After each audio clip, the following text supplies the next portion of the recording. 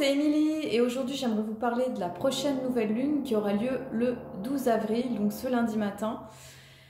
En tout cas en Europe, parce que du coup du côté des États-Unis et du Canada, elle aura lieu le 11 avril. Donc il y a pas mal de bruit de travaux autour de moi, donc j'attends depuis tout à l'heure pour faire cette vidéo. Voilà, donc à l'heure de Paris, donc ça va être cette nouvelle lune qui aura lieu dans le signe du Bélier. C'est la première nouvelle lune.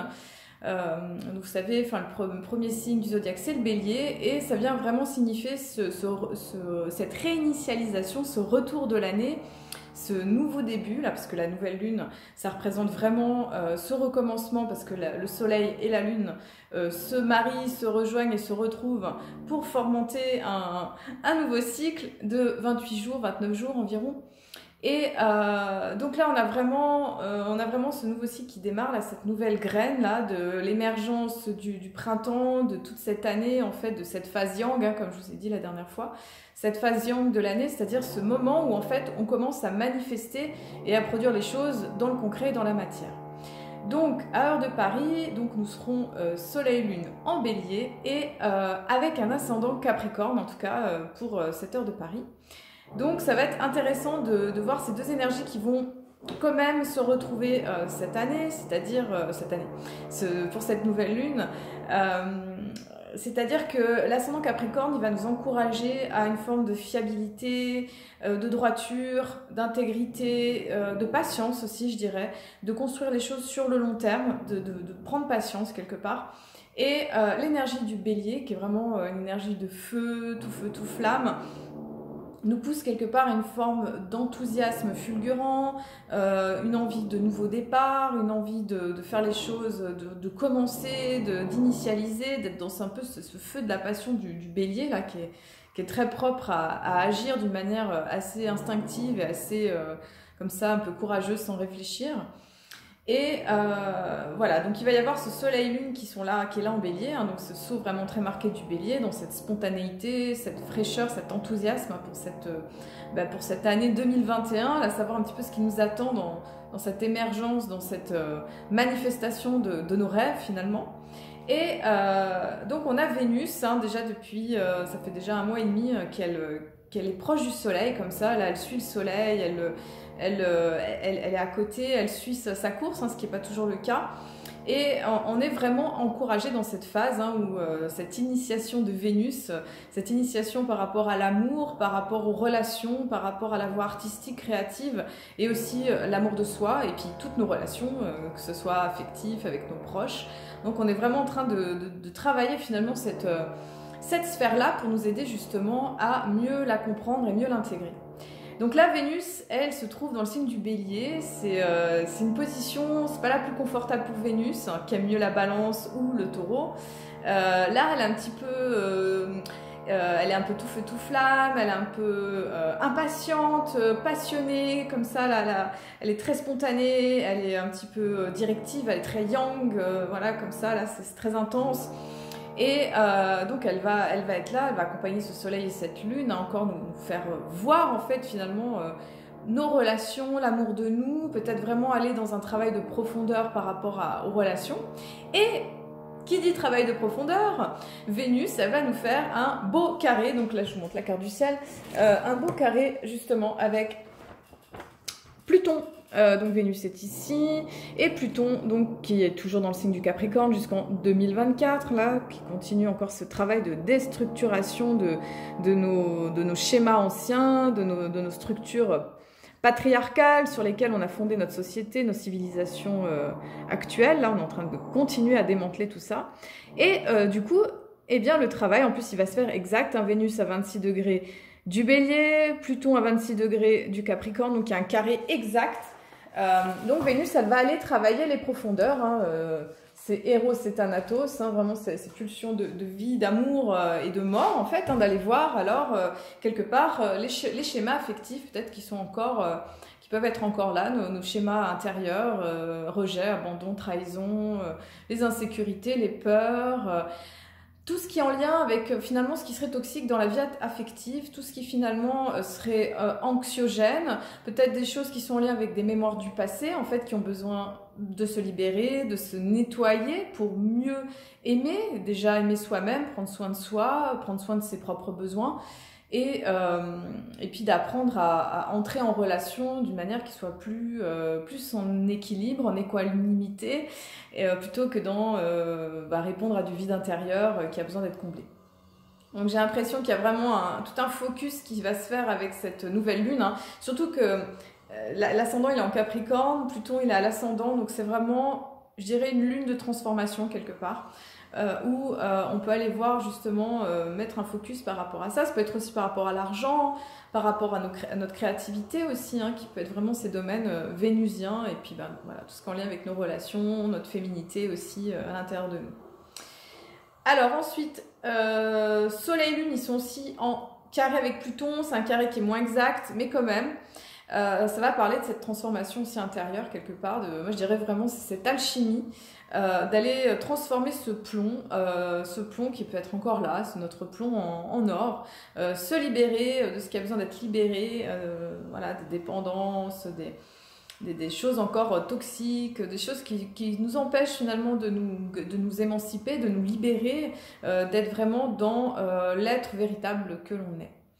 Et aussi, donc, nous avons Soleil-Lune qui se trouve en sextile à Jupiter, donc ça c'est un aspect plutôt sympa.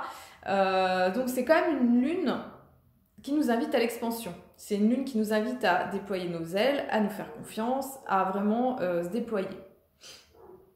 Donc on va être vraiment dans l'encouragement à ce déploiement, à ce changement pour vraiment passer une phase de croissance, pour être dans un moment aussi où on a une plus grande foi dans la vie, une plus grande confiance finalement dans l'univers, dans ce qui est juste pour nous, dans ce qui doit être vécu et amené dans notre chemin. Ensuite, Soleil-Lune se trouve aussi en sextile à Mars. Donc c'est intéressant, sextile à Mars, quasiment exact. C'est un moment d'action. Effectivement, avec le Bélier, on n'est plus dans la réflexion. Hein, le Bélier, c'est vraiment la phase d'action, la phase où on initie, ça y est, on avance, tout ça. Là, c'est passage à l'action, c'est-à-dire tout ce qui est de l'ordre d'incarner les choses, de faire les choses, d'agir en fait dans le sens de nos projets, de nos rêves, de nos valeurs, de ce qui est important pour nous. Eh bien, ça va être fondamental. On va être soutenu quelque part par ces deux planètes masculines, ces deux planètes yang, hein, Mars, cette force d'action qui est dans le Gémeaux, en plus très curieuse et très volubile, très prompte à l'action. Et Jupiter, hein, le dieu du ciel, hein, qui est dans le signe du Verseau, là, et qui sont dans des signes d'air en plus, donc l'air et le feu, ce sont deux éléments qui se marient bien dans une force d'inspiration et une force d'action, donc ça va être quand même assez sympa. Et il y a ce travail d'alchimie quand même qui se fait au-dedans, au dehors, et voilà, ça vient amener tout ça. Ensuite, on a un autre carré donc, qui est encore en jeu, c'est Mars, carré Neptune. Ça fait déjà quelques semaines qu'il est là. Donc ce carré Mars-Neptune, il nous encourage à rester centré, à rester focus sur nos objectifs, parce que Mars en Gémeaux, il a une tendance dans sa curiosité, dans cette ouverture peut-être à se disperser. Et Neptune en Poisson, comme les Poissons, c'est un signe qui est lié quand même à l'infini et aux possibilités multiples et ouvertes, et que quelque part il n'y a pas de limite. Eh bien, ça ouvre le champ des possibles d'une manière considérable, et ce qui nous aide pas forcément à focaliser sur un but et un objectif précis. Voilà, donc l'idée ça va être de pouvoir agir d'une manière inspirée, tout en étant concret, voilà, tout en étant pragmatique sur les choses qui sont à faire, parce qu'on est quand même encouragé à l'action, on est quand même encouragé à la structure avec cette énergie quand même dans le Capricorne, en tout cas à heure de Paris. Et bien voilà, ça va demander justement cet ajustement. On a beaucoup de planètes en bélier, hein. On a Chiron hein, qui nous fait vraiment travailler l'astéroïde Chiron, là, ses blessures en lien avec le fait de l'expression de soi, de l'enthousiasme, de savoir s'exprimer par soi-même. Et là, elle va être proche justement de Mercure. Mercure qui est dans le signe du bélier. Mercure, c'est la planète de l'expression, c'est la planète de comment on communique, comment on dit les choses. Et en manière bélier, c'est très franco, c'est très direct. On prend pas trop de détours, on dit les choses un peu cash comme ça là, parce que c'est important que ça soit dit, c'est important que les choses elles avancent. Et avec Chiron, il y a vraiment cette notion qu'il peut y avoir une guérison par l'expression, une guérison par le fait de dire les choses, par le fait de réfléchir, par le fait de communiquer, par le fait d'être en relation et d'être voilà, dans ce lien, dans cette communication qui peut être guérissante quelque part. Voilà, donc il y a tout ce balai là qui est dans le signe du bélier là qui invite vraiment à cette action. Saturne aussi et Mars sont en trigone, voilà, sont en trigone. C'est un aspect qui va gentiment se déliter quelque part et ça invite justement à agir d'une manière durable, c'est-à-dire dans la pérennité, d'avoir peut-être des projets ou des idées, des choses qui vont se faire dans le temps et quelque part d'être patient, même si c'est pas le maître mot du bélier, d'être patient quand on met en place les choses parce que il peut y avoir là du durable finalement dans ce qui est en train de se construire, dans ce qui est en train de se poser, de se matérialiser et justement ça demande aussi quelque part d'être patient. Voilà. Dans le calendrier Maya galactique, dans le calendrier Maya, donc nous sommes passés dans la lune planétaire, c'est la numéro 10. Je vous rappelle qu'on commence l'année le 26 juillet, là c'est en 2020. La lune planétaire, c'est du 4 avril au 1er mai. Elle correspond, son animal c'est le chien. Le chien, c'est le gardien, c'est l'animal qui est loyal, qui est fidèle par excellence à son maître, qui a vraiment cette nature liée au service finalement, à l'amour inconditionnel. C'est vraiment sa médecine, hein. La tolérance, la fidélité, la protection aussi. Et c'est de voir jusqu'où, quelque part avec l'énergie du chien, cette énergie de l'approbation finalement, de jusqu'où on est capable d'aller pour avoir ou recevoir l'approbation des autres. Voilà, donc là, ça vient nous faire travailler quelque part notre fidélité à nous-mêmes et voilà, je dirais dans cette intégrité aussi de qui nous sommes. Cette lune planétaire, c'est la numéro 10, c'est celle qui suit le 9. Il faut 9 mois de gestation pour qu'un bébé se construise dans le ventre de sa mère et il faut souvent 10 lunes, en fait 10 lunes lunaires, c'est-à-dire 28 jours, pour qu'un enfant se construise. Donc, on est au retour du porteur de l'année, on appelle ça, c'est-à-dire que on revient finalement au signe du début de l'année, c'est-à-dire la tempête bleue lunaire. Donc chez les Mayas, on est dans la tempête lunaire, hein, je vous montre le calendrier, donc voilà, tempête bleue lunaire, voilà, c'est vraiment cette année... vraiment un temps de purification où on est mis face à nos dualités, à nos ombres, à ce qui polarise parce que le lunaire il vient chercher justement cette dualité et puis comme on est encore dans une année tempête, je dis encore parce que ça vient tous les 4 ans environ là, et on est vraiment invité à catalyser, changer, transformer l'énergie pour pouvoir se régénérer et se purifier dans la profondeur. Et pour ça, voilà, ça va demander d'aller voir encore les couches qui ont besoin d'être libérées sur un plan individuel, mais sur un plan aussi collectif. Et je pense qu'avec tout ce qu'on est en train de vivre avec cette suite, là, Covid, vaccination, tout ça, ça nous montre aussi ce besoin quelque part à toute cette humanité de se purifier, de se régénérer et de se changer. Ensuite, alors, on est dans... Donc voilà, c'est ce retour du porteur de l'année, c'est-à-dire que... c'est un petit peu le moment, c'est un peu le bilan là, de se dire ok, on a passé 9 mois là, c'est comme si voilà, on a semé une graine et puis ça y est, la plante elle est arrivée à maturation ou eh bien ça y est, le bébé il est né. Et qu'est-ce qui naît là? Où est-ce qu'on en est par rapport à cette période du 26 juillet? Je ne sais pas si vous vous souvenez justement de cette fin là, de cette période. Maintenant, où est-ce qu'on en est dans cette nouveauté? Surtout qu'on est dans cette phase bélier, la nouvelle lune bélier là, qui arrive là à partir du début de semaine. Dans ce recommencement, parce que je ne sais pas si vous sentez cette énergie, on est vraiment dans un nouveau cycle qui redémarre, que ce soit avec effectivement cette Vénus en bélier là, qui nous parle parle d'un nouveau cycle au niveau relationnel, au niveau amoureux, mais aussi, là, ça nous parle aussi de, voilà, qu'est-ce qu'on a fait là en fin d'année et où est-ce qu'on en est arrivé maintenant? Est-ce que ça correspond finalement à nos souhaits, à nos intentions qu'on avait quelque part posées, mais si on les avait pas posées ou si on les avait pas posées, qui sont quelque part à l'intérieur de nous, dans notre cœur, qui vibrent avec ce qu'on souhaite vraiment par rapport à la vie. Voilà, où est-ce qu'on en est, qu'est-ce qui se passe? Donc c'est peut-être le temps de regarder, de poser un petit temps de bilan. Ensuite, on est toujours dans l'onde enchantée du serpent rouge. C'est une onde qui se termine. C'est l'onde de l'accélération. Voilà, ça c'est du 29 mars au 10 avril. Je souris parce que c'est mon signe Maya et que j'aime tellement cette onde parce que je trouve qu'elle est particulièrement dynamique, qu'elle accélère le cours des événements et qu'avec sa série de portails galactiques, 10 portails je crois, 9 ou 10 là, il y a vraiment ce moment où les échanges cosmotelluriques sont extrêmement puissants et moi je trouve que souvent ça va très très vite, les choses se passent, c'est vraiment comme cette ondulation du serpent qui invite à